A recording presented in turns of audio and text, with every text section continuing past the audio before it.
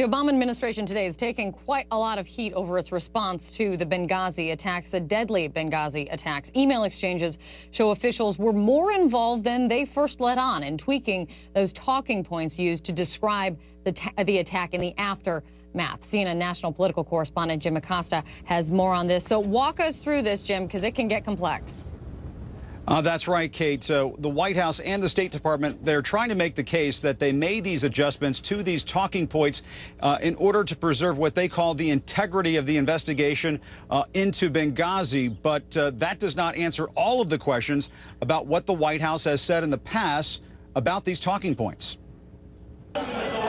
3 days after the deadly attack on the U.S. consulate in Benghazi, Obama administration officials were firing emails back and forth to each other, discussing just how to explain to Congress what happened. According to emails from that exchange, viewed by congressional sources, those administration officials apparently agreed to remove a key CIA assessment about who was involved in the incident from government talking points. A version of those talking points made their way to UN Ambassador Susan Rice, who went on 5 Sunday talk shows and said protesters enraged over an anti-Islamic video were suspected in both Benghazi as well as a separate siege on the U.S. Embassy in Cairo. Our current assessment is that what happened in Benghazi was, in fact, initially a spontaneous reaction to what had just transpired hours before in Cairo, almost a copycat of the demonstrations against our facility in Cairo, which were prompted, of course, by the video. What Rice did not disclose is that investigators suspected an al-Qaeda-connected group, Ansar al-Sharia, was behind the attack. In an email dated September 14th at 7:39 p.m., State Department spokeswoman Victoria Nuland wrote, "Why do we want the Hill, as in Congress, fingering Ansar al-Sharia, when we aren't doing that ourselves?" And the penultimate point could be abused to beat the State Department for not paying attention to agency warnings. At that point, the emails indicate the references to Ansar al-Sharia were removed. But Nuland chimed in again. "These don't resolve all of my issues or those of my building's leadership. They are consulting with NSS, as in National Security Council staff." 1 minute later, Secretary of State Hillary Clinton's Deputy Chief of Staff emails, "We'll work this through in the morning." Then Ben Rhodes, a top national security official, warns the talking point shouldn't jeopardize the investigation and tables the discussion for a White House meeting the next day, when it appears a decision was made to drop the reference to the terror group. The end result, this email to Rice: "You are doing the Sunday morning shows and need to be aware of the final posture that these points took." The big changes to the talking points run counter to what White House Press Secretary Jay Carney told reporters last November. The White House and the State Department have made clear that the single adjustment that was made to those talking points by either of these two institutions were changing the word consulate to diplomatic facility. Carney's explanation now that officials were concerned about protecting the integrity of the investigation. But that took a while after the briefing was originally scheduled for 12:30, then moved to 1:45, then again to 3:15. That is not a stylistic edit. That is not a single adjustment, as you said back in November. That is a major, dramatic change in the information. No, I appreciate the question and the opportunity again to make clear that the CIA produced talking points that was a result of an interagency process on the morning of that Saturday morning. But when you say talking points, let me just finish this, and then you can follow up. But I accept that stylistic may not precisely describe a change of one word to another. Earlier this week, the #2 diplomat in Libya at the time of the attack said the administration's explanations don't add up. She blamed this attack on a video. In fact, she did it 5 different times. What was your reaction to that? I was stunned. My jaw dropped, and I was embarrassed. House Speaker John Boehner accused the administration of stonewalling. And I would call on the president to release these unclassified interagency emails so that the American people can see them. The White House says it's all politics. On the same day the emails surfaced, a new web video from a GOP super PAC zeroed in on Clinton's testimony on Benghazi. Was it because of a protest, or was it because of guys out for a walk one night who decided they'd go kill some Americans? What difference at this point does it make?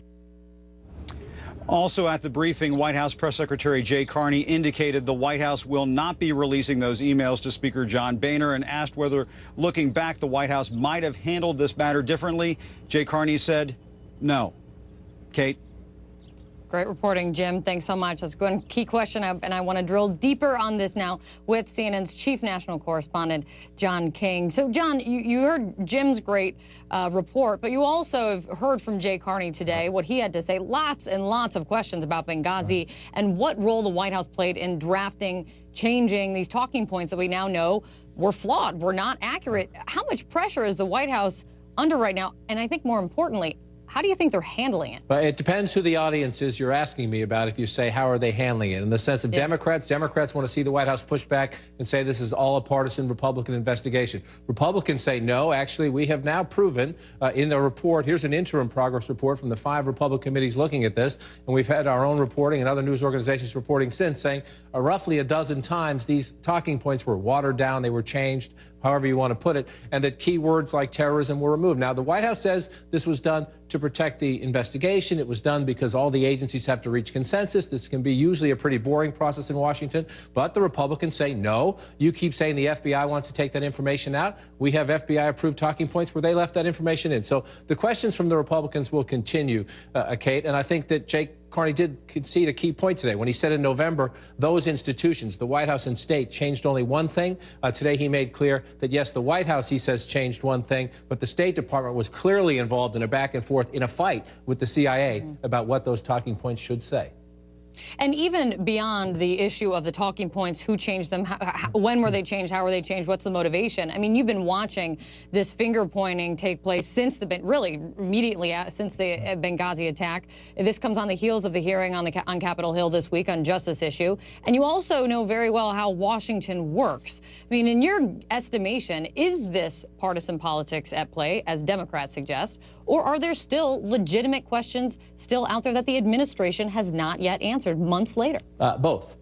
Both. There are legitimate questions about who exactly changed these talking points. How did it go? You heard Jim Acosta quote from an email from Victoria Nuland, the State Department spokeswoman, saying people in my building, leadership in my building are still not satisfied. What does that mean? Does that mean Secretary Clinton? Does that mean Secretary Clinton's chief of staff? Does it mean someone else? We don't know. And Republicans say that's a legitimate question. Now, Democrats say, sure, they say it's a legitimate question because they're trying to rough up Hillary Clinton to make it harder for her to run for president in 2016. So it is a legitimate policy question to try to ask. 4 Americans were killed here. Let's remember that. 4 Americans were killed. The State Department and Washington had been warned about lax security in Libya, including at the Benghazi facility. So there are legitimate questions here. 4 Americans were killed. As those questions are being asked, there's no question there's some politics at play as well. Yeah, the politics is never far behind, that's for sure. I mean, is there an easy way to even looking forward and looking at your crystal ball, which I know you have nearby all the time, how you see this resolving at this point? Is there going to be that smoking gun, one person that's at fault here? We don't know the answer to that. Yeah. We do know this. There are 5 House Republican-led committees investigating this, and they say they will continue to do this. We also know that the White House says it is unlikely to release any more of those emails. On that one, the Republicans are in a bit of a box because when the Bush administration exerted this executive privilege or this executive right to keep internal deliberations private, they were always supported, almost universally supported, by Republicans in Congress. So the history is that all administrations, Democrat and Republicans, have been unlikely or unwilling to produce this information publicly, at least a lot of it. And the White House is correct to a degree in saying that by sharing the information in private with Republicans, they have gone beyond what many past administrations have done. Here's the challenge for Republicans, Kate. They do have some legitimate questions here. And we should all want good, tough, legitimate congressional oversight, regardless of which party controls the Congress or which party controls either chamber. However, when at the same time you have a couple of your leading presidential contenders for 2016 saying, well, this proves Hillary Clinton's not qualified to run, when you have these web videos up, when you have the fundraising the Republican House Committee is doing off these hearings, it makes it hard to say we're doing legitimate oversight, we will go where the facts lead us, when then you have all these people out there already making judgments saying they already know the conclusion. It's a cover-up. Yeah, that's an excellent point to make. John King, great to see you. Thank you. Coming up next, Republican Senator Lindsey Graham, South Carolina, has been pushing for more information about Benghazi and the aftermath. He's been pushing this for months. He's going to join me live, has a lot of questions to answer. And a CNN exclusive also coming up. The daughter of the alleged Cleveland kidnapper says he is now dead to her. More on that ahead.